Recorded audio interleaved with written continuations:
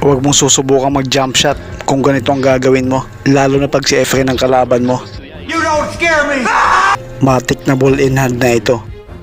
Dahil siguradong uubusin ni Efren ang mga bola. Gangnam Style!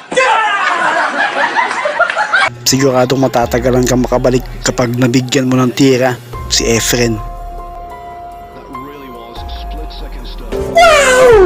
Ganito kahusay si Efren, guys.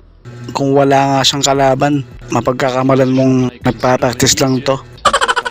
Nagbibiro lang ako. Grabe yung mga pectos niya. Parang nauutusan niya yung cue ball na pumunta sa kasunod na bola. Hey, that's pretty good. Ayan na naman, guys. Palapit na naman yung cue ball sa may 7 ball. Hanip yung mga prepare niya.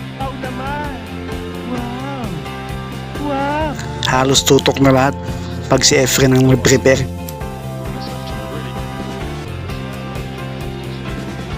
Ang lupit talaga ng Pinoy legend. Another one. Ito na naman ang last ball ni Efren, guys. So alam na this. What? Isang trick shot na naman to.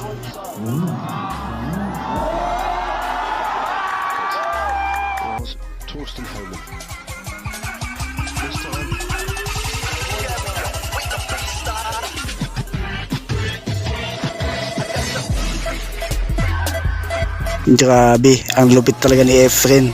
Isa itong foreign bank shot. Pasok ang 9 ball sa corner pocket. Ang lupit talaga ng Pinoy legend.